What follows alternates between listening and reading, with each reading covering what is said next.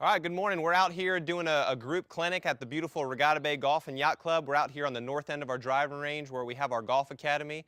We have a handful of PGA instructors that teach specifically at this facility here at the north end of our range.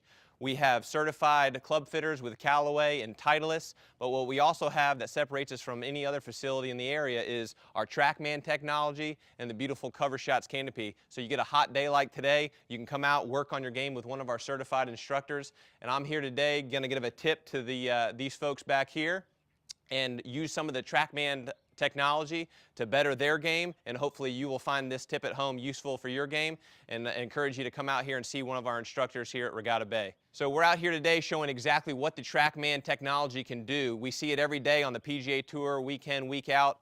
It gives us 27 different parameters on what's going on with the club coming into impact, but also what the ball is doing in flight.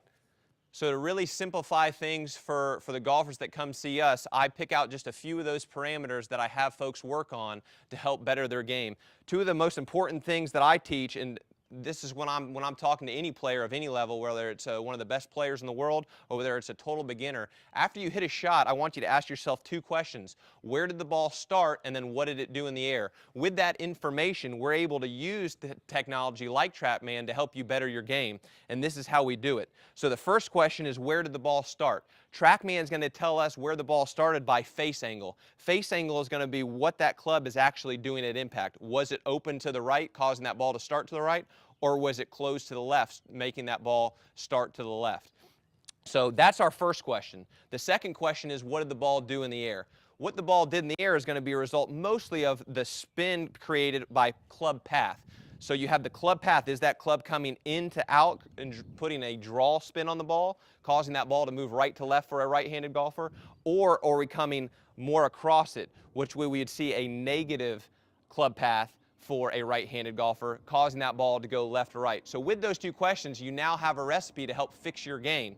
So how do we apply that? So as I have players set up to hit shots, fundamentals has a very important effect on those two questions, where the ball started and what our club path was doing.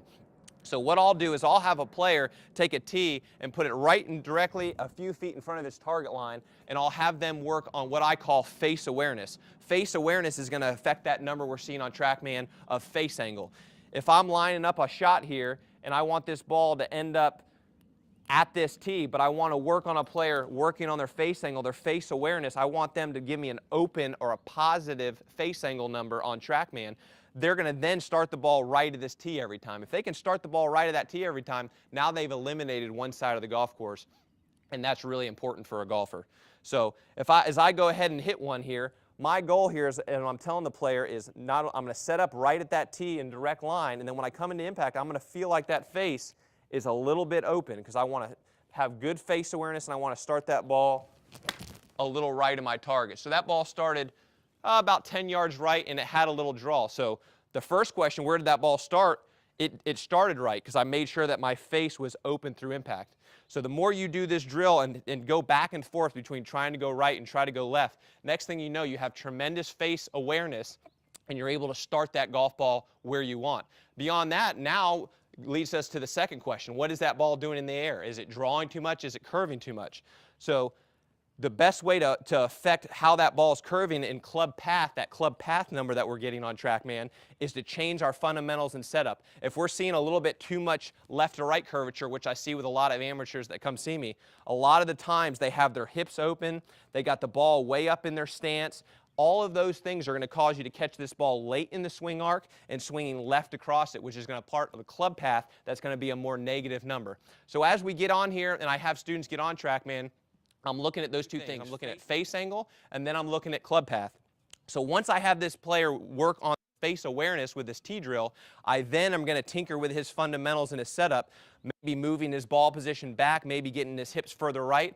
Those two things will impart more of a positive club path, and a player should start hitting draws. So I think if you combine these two things, you'll start to see your game improve. You'll start to go from either a cut more to a draw, or from a draw more to a cut. But now you have an understanding. You can come out here, work with one of our PGA instructors on this technology, and make it real simple, and you can see on the screen what's happening every shot And the ball never lies. The computer is picking up everything for you, and we're able to apply that technology to your game and help you lower your scores.